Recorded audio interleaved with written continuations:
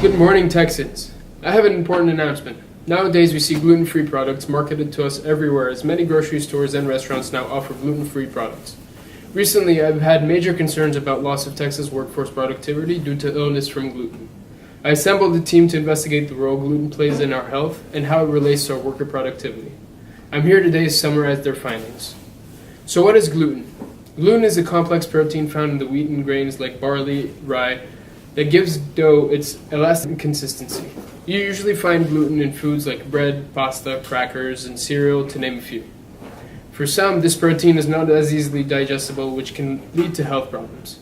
Despite the negative reactions some have to gluten, food manufacturers deem it beneficial to use for its functional properties that enhance food texture and quality. My investigative team has compiled a list of gluten-related disorders.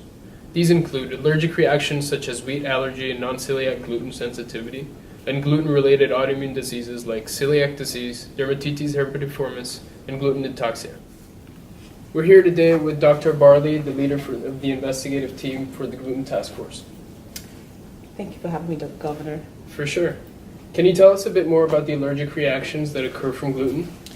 Yes, so there are several allergic reactions, and wheat allergy is one of the most common food allergies in the U.S., particularly in children who are under the age of 4. But we also see it a lot in adults, and the symptoms can quickly occur after exposure to gluten, depending on the route of exposure. So respiratory, like inhalation, or it coming in contact with your eyes from the dust from grains can actually cause symptoms quite quickly. All right, and can this particular allergy have impact on worker productivity by any chance? Oh yes, especially the respiratory allergy. We call it baker's asthma. So when it affects primarily bakers, grain millers, and pastry factory workers. Yeah. All right. And what about non-celiac gluten sensitivity? How is that different? So gluten sensitivity, non-celiac, is something that we just recently recognized. So it can cause discomfort, distress, abdominal pain, vomiting, a lot of diarrhea. But what's actually different is that these people, from the investigation that we've carried out, they don't actually have an immune reaction to gluten itself, but they still have these symptoms. So celiac is an autoimmune disease, right? Correct, yes. It is triggered by ingestion of gluten. All right. And how would someone know they have this? So the symptoms are in two groups. We have the intestinal and the extraintestinal symptoms. So the intestinal symptoms are chronic diarrhea, vomiting, weight loss, but then we also have other extraintestinal symptoms like anemia, fatigue, and it could actually affect your bones and cause osteoporosis. All right. And is dermatitis herpetiformis related to this? Yes, it is. It's a rash that we see commonly in these people who are allergic to gluten, and it usually has like blistering on their limbs, and it could actually cause significant pain, and it could be debilitating, especially for people who have to go to work. Okay. So what do you recommend we do about the loss of workplace productivity because of these disorders? Okay.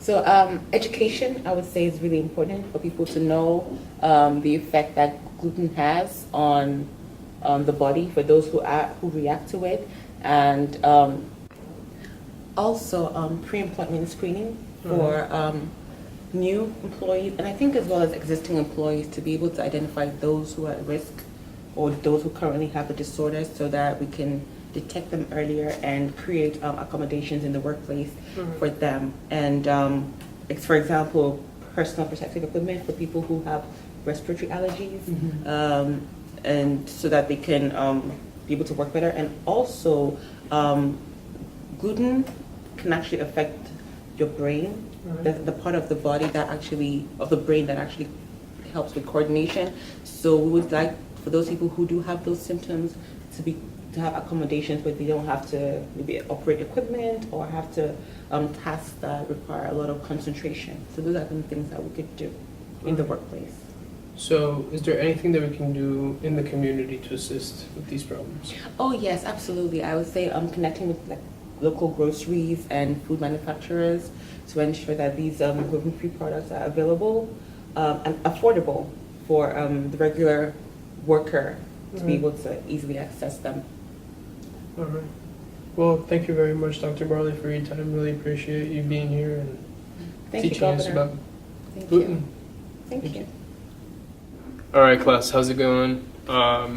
It's Rotem here with some flour and some water. I'm about to make gluten. Basically, just gonna mix a bit of flour and water to make a little dough. After we make a little dough, we will wash out the dough.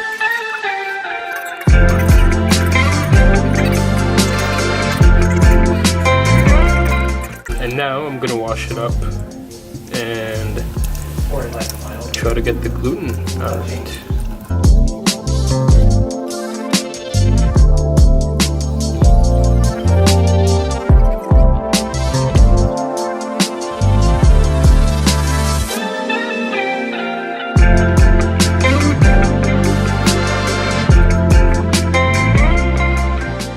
So I think that we have gluten, guys. Oh wow! This is Linda's first time touching gluten. This is actually like thick gum. Yeah. Interesting. I never knew this, but yeah.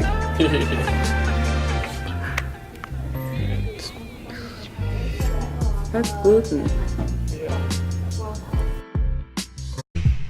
I've never eaten white bread in the flesh.